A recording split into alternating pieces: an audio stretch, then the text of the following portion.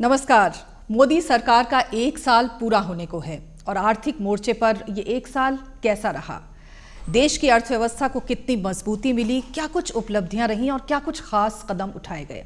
आज इसी बारे में बात करने के लिए हमारे साथ केंद्रीय वित्त मंत्री और सूचना और प्रसारण मंत्री अरुण जेटली जी मौजूद हैं। बहुत बहुत स्वागत है अरुण जेटली जी। तो 1 साल तो देखते ही देखते बीत गया, अच्छे साल का वादा लेकर आप आए थे, ये बताइए कि कितने संतुष्ट हैं? मैं संतुष्ट हूँ जी, प्रसन्न भी हूँ, लेकिन मेरी उम्मीद अभी और कुछ बहुत करने की है। और इसके पीछे कारण ये है कि एक निराशा के माहौल में मई 2014 का चुनाव हुआ था। शासन की विश्वसनीयता नहीं थी, भारत की अर्थव्यवस्था की दुनिया में विश्वसनीयता नहीं थी, निर्णय प्रक्रिया ठप हो चुकी थी, पॉलिसी पैरालिसिस वाला देश लोग मानते थे। और दुनिया की अर्थव्यवस्था पिछले 1 वर्ष में धीमी रही है। पहले लगता था कि अमेरिका उठ रहा है, अब वो भी धीमा हुआ है। Brazil, south Africa, Europe, Japan, Russia सब धीमे हैं। करेंसी क्राइसिस है कहीं कहीं। तो चाइना 9-9.5% से बढ़ता था, अब लोग मानते हैं कि 7 या 6.5 से बढ़ेगा। तो दुनिया में स्लो डाउन हुआ है और इसमें पहले वर्ष में ही हम 7.5% तक पहुंच जाएं, 7% से ऊपर पहुंच जाएं वृद्धि दर में।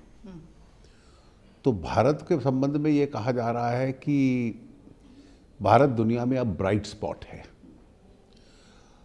लेकिन मैं उस 7.5 से संतुष्ट नहीं हूं। तो आप मैं मानता हूं मानते हैं?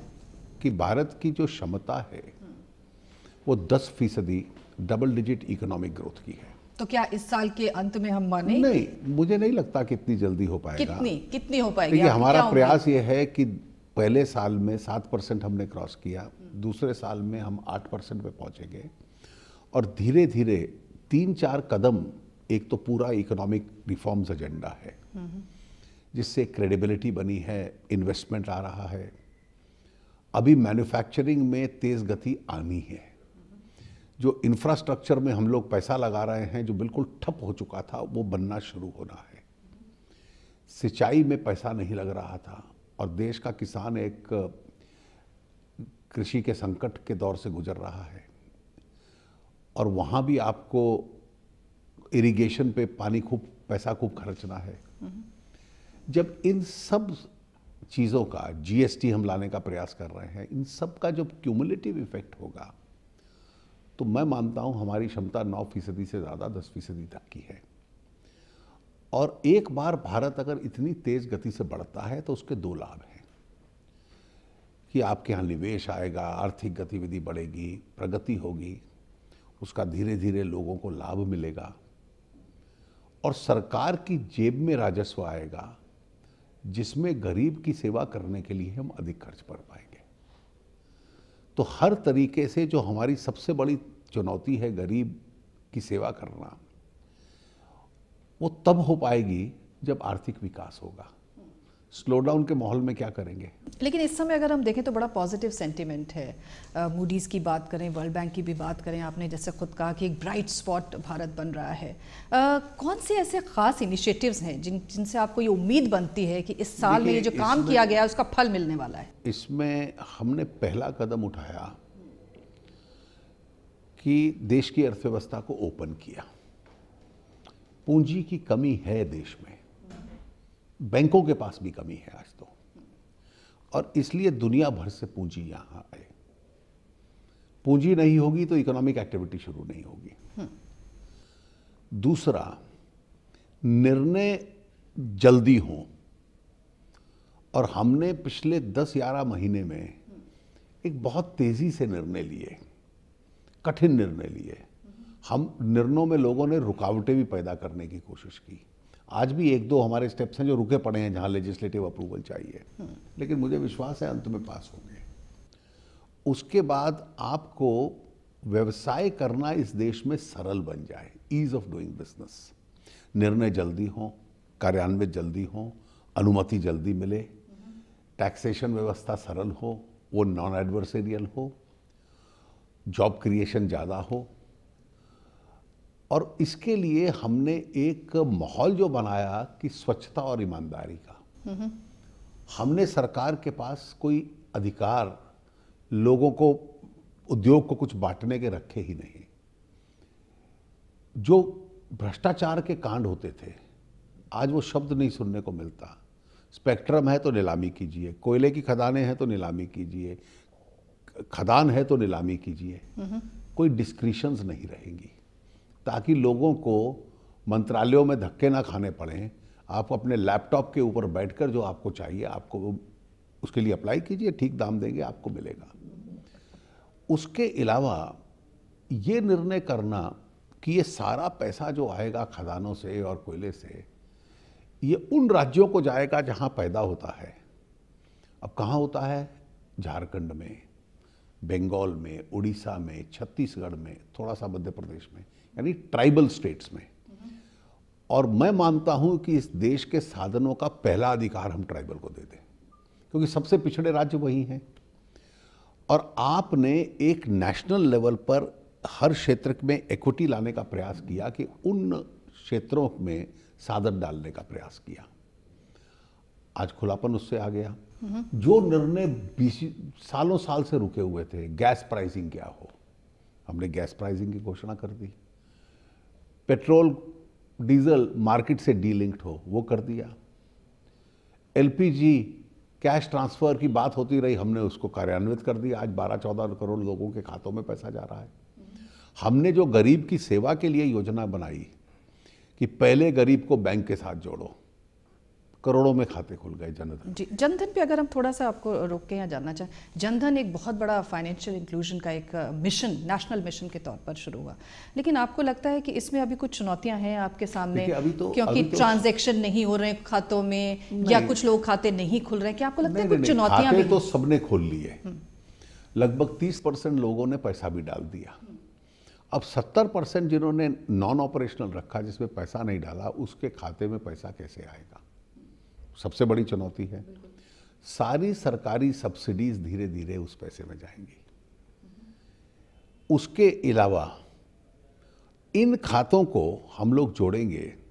हमने कहा कि जनधन अकाउंट, आधार और मोबाइल फोन का नंबर, जैम ट्रिनिटी, इसको हम जोड़ेंगे और हर एक की आइडेंटिटी एस्टैब्लिश होगी।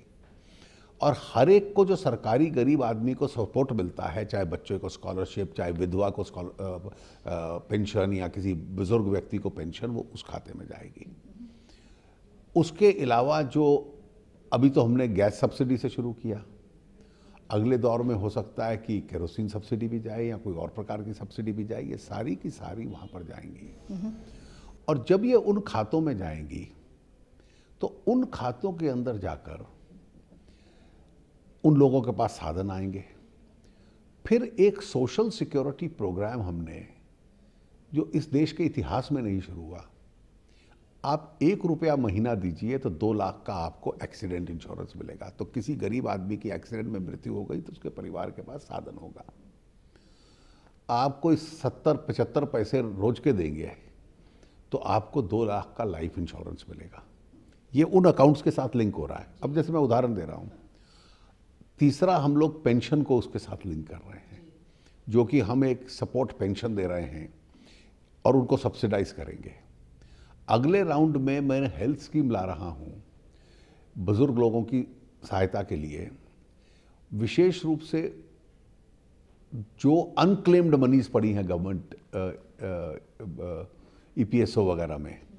तो सारे के सारे उन चुनौती जो आपने पूछा कि इन खाद में पैसा डालना और उसको फिर सोशल सिक्योरिटी पर्पसेस के लिए, सामाजिक सुरक्षा के लिए उसका प्रयोग करना, ये हमारे सामने चुनौती है। जिस तरह से इतनी सारी स्कीम सरकार चला रही है, लेकिन क्या वजह है कि विपक्षी कहते हैं कि प्रो कॉर्पोरेट सरकार है? क्यों इस तरह के आरोप लगते हैं सरकार पर?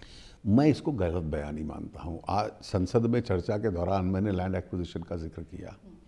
एक भी प्रावधान उस कानून का कॉर्पोरेट से संबंधित नहीं है। एक है नेशनल सिक्योरिटी से संबंधित, दूसरा है रूरल इंफ्रास्ट्रक्चर। 2013 के भूमि कानून में सिंचाई योजनाएं बंद थी, ग्रामीण सड़क योजना बंद थी, रूरल इलेक्ट्रिफिकेशन, बिजली की योजनाएं बंद थी, वो उसके लिए हमने अनुमति दी। हाउसिंग फॉर पुअर, ये कॉरपोरेट के मामले हैं क्या? रूरल इंफ्रास्ट्रक्चर और रूरल रोड्स कॉरपोरेट के मामले हैं। उसके लिए हाउसिंग फॉर पुअर यानी घर मिले गरीब आदमी को। और जो इंडस्ट्रियल कॉरिडोर्स की भी बात की कि जब जब गांव में इंडस्ट्रियल कॉरिडोर मिलेगा तो भूमिहीन को तब नौकरी मिलेगी। उन किसान परिवारों के बच्चों को जो खेती नहीं करना चाहते क्योंकि खेती में प्रॉफिट नहीं है, मुनाफा नहीं है, उनको रोजगार मिलेगा। तो रूरल इंडिया को इंडस्ट्रियल कॉरिडोर के माध्यम से रोजगार के साथ जोड़ना, ये तो उन गरीब लोगों की सहायता तो जेटली करना जी, है। आपको क्या लगता है क्यों भूमि अधिग्रहण पर संशोधनों के साथ भी सरकार तैयार हो गई है और अभी भी आप ओपन है? क्यों इस पे लॉकडाउन? हमारा बड़ा उद्देश्य ये है कि ग्रामीण क्षेत्र का विकास हो, और उस विकास के लिए मैंने संसद में भी समझाया कि जीडीपी का हिस्सा 15% रह गया है कृषि का, और 60% लोग निर्भर हैं। दो ही रास्ते हैं, इस 15% आमदनी को बढ़ाने के लिए rural infrastructure, irrigation, crop diversification सब चाहिए होंगे, और इस 60% में से लोगों को कृषि में से निकाल के अन्य जगह रोजगार देना। उसके लिए भी rural infrastructure, industries in rural area, ये सारा आपको चाहिए होगा। तो हम लोग तो ये योजना उस गरीब की सहायता के लिए ला रहे हैं, और उसके हमायती कहने वाले लोग उसके हित पर लात मार रहे हैं। तो क्या उम्मीद करते हैं आप भूमि अधिग्रहण पर ये लॉक जैम जो है कब तक? मुझे पूरा विश्वास है, समय लगेगा लेकिन लॉक जैम टूटेगा और गरीब के हित में ये कानून पारित होगा। तो इस सत्र में इसमें होता है, किस तारीख को होता है वो तो संसदीय व्यवस्था में तय होगा। जी, जीएसटी की बात करें तो वहां भी मामला जो है पूरी तरह से ओपन है। देखिए, क्या कहते हैं आप, क्या 2016 में रोल आउट हो पाएगा? देखिए, जीएसटी को लेकर मैंने लगभग हर राज्य में एक सहमति बना ली है। थोड़ी सी अगर रिजर्वेशन किसी को थी तो शायद तमिलनाडु को थी और किसी को नहीं थी, और एक प्रकार से एक राय बन गई है।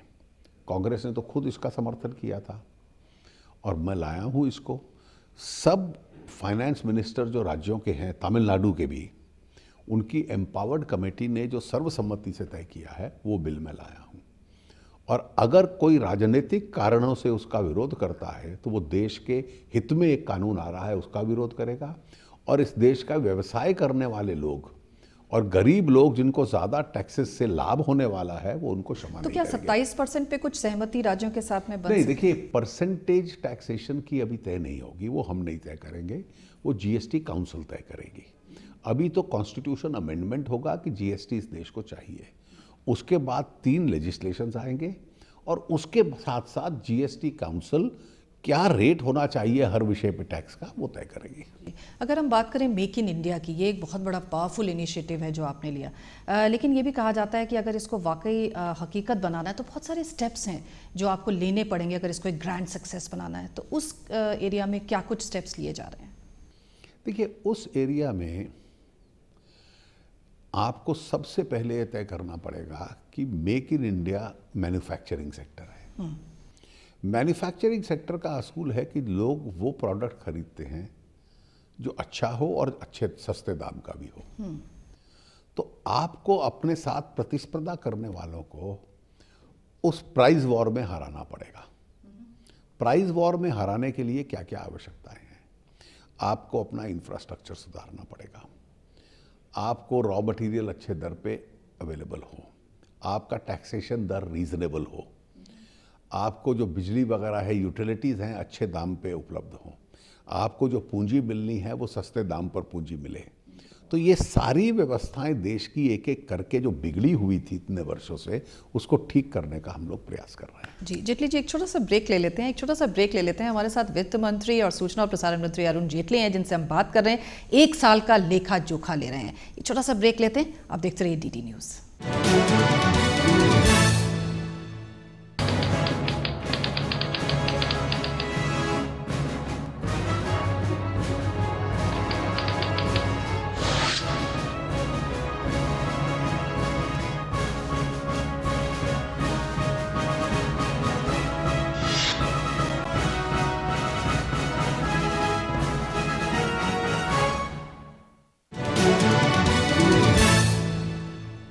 एक बार फिर से आपका स्वागत है। ब्रेक के बाद मोदी सरकार का 1 साल पूरा होने को है और आज हम जानने की कोशिश कर रहे हैं कि आर्थिक मोर्चे पर हमारा प्रदर्शन कैसा रहा। हम सूचना और प्रसारण मंत्रालय की बात भी करेंगे क्योंकि दो मंत्रालय संभालते हैं। अरुण जेटली जी हमारे साथ हैं।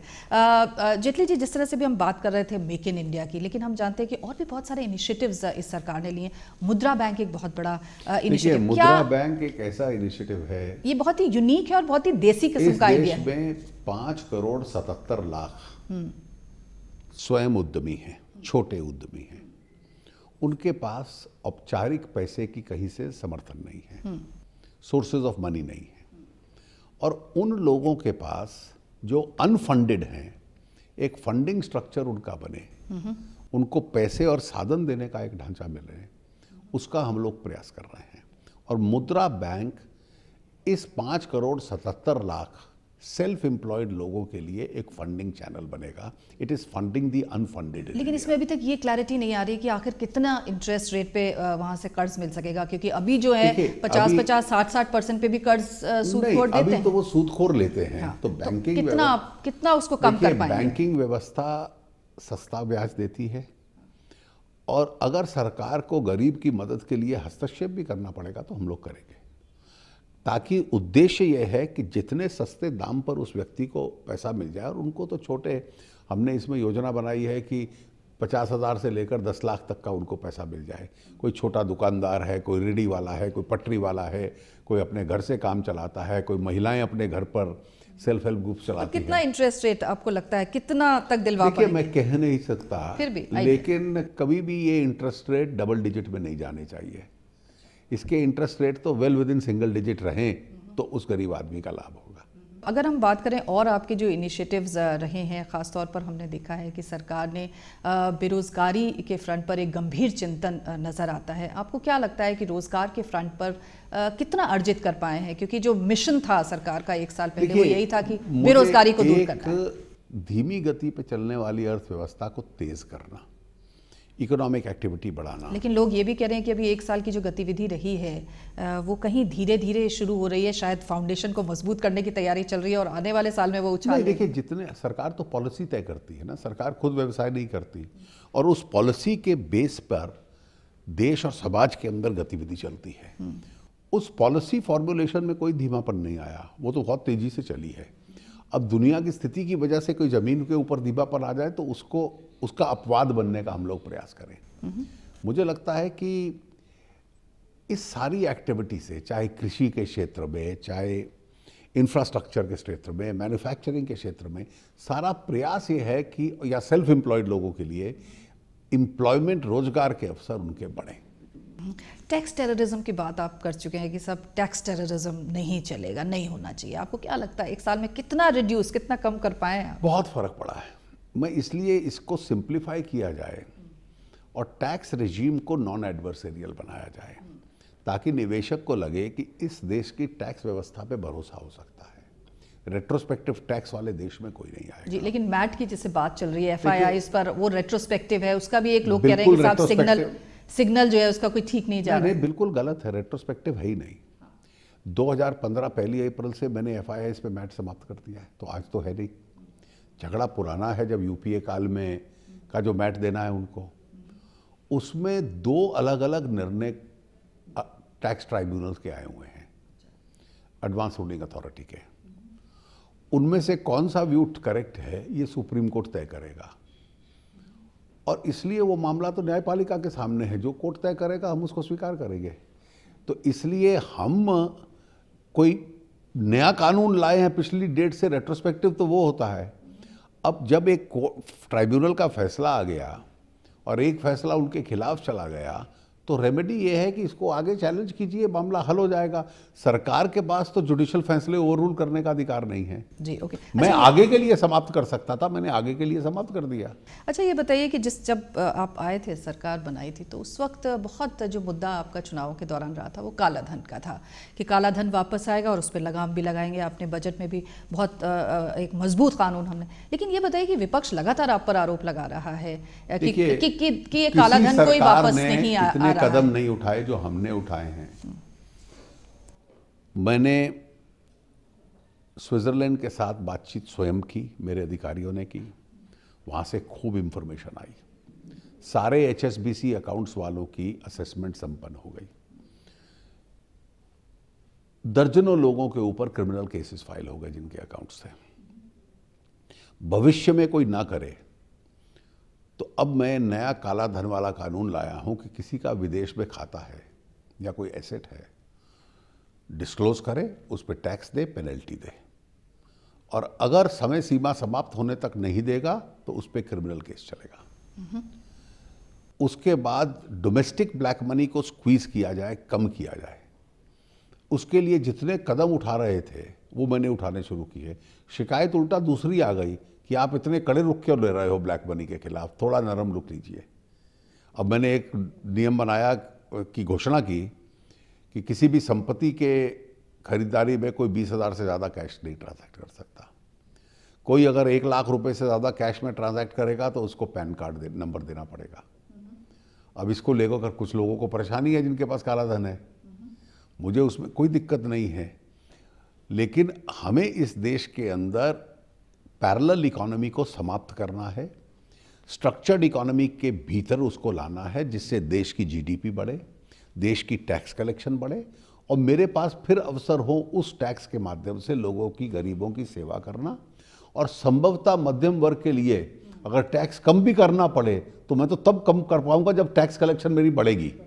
कम होगी तो मैं कैसे कर पाऊंगा? उसके लिए भी ब्लैक मनी को इस पूरी फील्ड में लाना मेरे लिए आवश्यक। चलिए, देश उम्मीद करता है कि आप जो कह रहे हैं। अब अगर थोड़ी सी बात हम कर लें सूचना प्रसारण मंत्रालय से संबंधित, क्या कुछ ऐसे इनिशिएटिव्स हैं जो इस 1 साल में आप मानते हैं महत्वपूर्ण है जो आपने लिए? देखिए, इंफॉर्मेशन मिनिस्ट्री जो है वो रेगुलेटिंग मिनिस्ट्री है और उस रेगुलेटिंग मिनिस्ट्री का एक दायित्व है कि ज़्यादा दखलंदाजी ना करे। फिल्म इंडस्ट्री एक इंडिपेंडेंट इंडस्ट्री है, चल रही है। हम केवल सर्टिफिकेशन का काम करते हैं। उसमें भी लेकिन काफ़ी आवाज़ें सुनी गई पिछले दिनों से। देखिए, मैं इस पे स्पष्ट कर दूं कि हम इसको रोकना ये मेरी नीति नहीं है। जो कंसर्न्ड अधिकारी हैं, व्यक्ति हैं, सबको कह दिया गया है आप सर्टिफाइंग एजेंसी हैं। आपको लगता है कि किसी एक दृश्य पे सर्टिफिकेट नहीं होना तो उसको रद्द कर दीजिए, कंसर्न व्यक्ति अपील में चला जाएगा। लेकिन आज के युग में मैंने एक भाषण दिया था chief justice JS Verma memorial lecture, कि आज के युग में प्रोहिबिशंस नहीं चल सकती। देश भर में टेलीविज़न चैनल्स चल रहे हैं, रेडियो चल रहे हैं, हम उसके रेगुलेटिंग मैकेनिज्म हैं। हम वो क्या छापते हैं, क्या लिखते हैं, क्या बोलते हैं, वो जो श्रोता है या देखने वाला है वो उसका निर्णय करेगा, लेकिन वो नियम के हिसाब से चलाएं, हमें कोई तकलीफ नहीं। प्रसार भारती की वर्किंग को लेकर आप क्या कहना चाहेंगे? देखिए, प्रसार भारती के सामने एक चुनौती रहती है। चुनौती ये है कि प्रसार भारती सरकारी चैनल नहीं है, लेकिन पब्लिक ब्रॉडकास्टर है। और पब्लिक ब्रॉडकास्टर होते हुए उसकी चुनौती ये है कि उसको प्राइवेट चैनल्स के साथ compete करना है।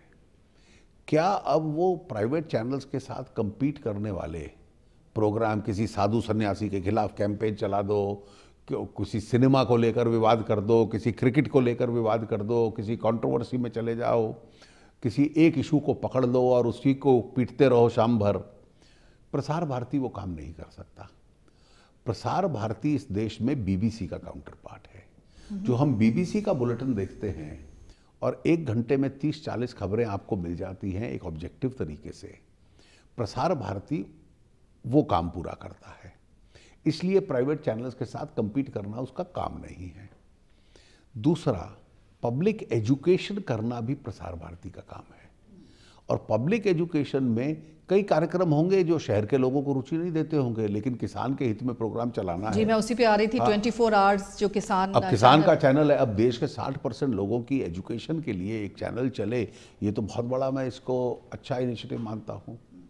मैं प्रसार भारती में भी टेलीविज़न की तुलना में रेडियो को एक बहुत सफल माध्यम मानता हूँ। और मैं मानता हूँ कि ऑल इंडिया रेडियो विशेष रूप से, प्राइवेट FM चैनल्स भी मनोरंजन करते हैं, लेकिन रेडियो इतना बड़ा उसकी रीच है और इंफॉर्मेशन का साधन बन गया है। पर उसमें आप खबरें नहीं शुरू करते? देखिए, अब ये हम लोग आप कहते हैं सिर्फ AIR की खबरें लीजिए, जब दुनिया के इतने चैनल्स चल रहे हैं तो क्यों आप रेडियो को खबरों से महरूम रखते हैं? खबरें कब से हो, कैसे हो, रेगुलेटरी मैकेनिज्म कैसे हो? देखिए एफएम चैनल बॉर्डर एरियाज में भी चलता है। अभी रेगुलेट करने का कि किसके हाथ में जाता है, किस तरह की खबर चलती है, रेडियो का एक बहुत बड़ा प्रभाव है। जब तक हम उसके बारे में संतुष्ट ना हो जाएं तो एक कदम फूक फूक के लेना पड़ेगा। दूसरा, मैं मानता हूं कि रेडियो की सफलता आप इससे देखिए कि आज देश के प्रधानमंत्री महीने में एक बार रेडियो का प्रयोग करते हैं मन की बात पे। वैसे आपसे हम अपील करेंगे कि प्रधानमंत्री जी अगर दूरदर्शन पे भी मन की बात करें तो बहुत अच्छा रहेगा। नहीं, इसका एक बहुत बड़ा लाभ ये हुआ है। आइडिया अगर आप दें तो बहुत अच्छा रहेगा। इसका बहुत बड़ा लाभ हुआ है और पब्लिक ब्रॉडकास्टर के नाते, जैसे मैं हर बार बजट के बाद इंटरव्यूज हर चैनल को देता था, इस बार मैंने तय किया कि मैं दूरदर्शन लोकसभा राज्यसभा को दूंगा और प्राइवेट चैनल सब उसको कनेक्ट करें। बिल्कुल ठीक, क्योंकि एक पब्लिक ब्रॉडकास्टर का यही फर्ज है। सरकारी चैनल नहीं है लेकिन एक कंपोजिट न्यूज एनालिसिस देना बिना किसी बायस के, ये प्रसार भारती का फर्ज है। तो मन की बात दूरदर्शन पे भी हो सकता है कभी? अब मालूम नहीं है, प्रसार भारती तय करेगा। अच्छा, ये बताइए चलते चलते भविष्य को लेकर, खासतौर से वित्त मंत्रालय इतना बड़ा विभाग और जो कि देश की अर्थव्यवस्था और सेहत का रखवाला होता है, क्या कहते हैं भविष्य में किन चुनौतियों के साथ आप आगे बढ़ रहे हैं? मुझे लगता है कि इस देश का पोटेंशियल बहुत है। हम अगर 10% ग्रोथ रेट अगले 10-15 साल के लिए 9-10% ग्रो करते हैं, इस देश में गरीबी हम बहुत कम कर सकते हैं, देश में आम आदमी के जनजीवन को बढ़ा सकते हैं। और इसलिए इस इशू पर एक आम राय बने, न कि मैं कैसे रोक सकता हूं, इस सोच के साथ कोई राजनीतिक दल काम करे। बहुत बहुत शुक्रिया अरुण जेटली जी, हमसे बात करने के लिए और इतनी तफसील से बात करने के लिए आपका शुक्रिया।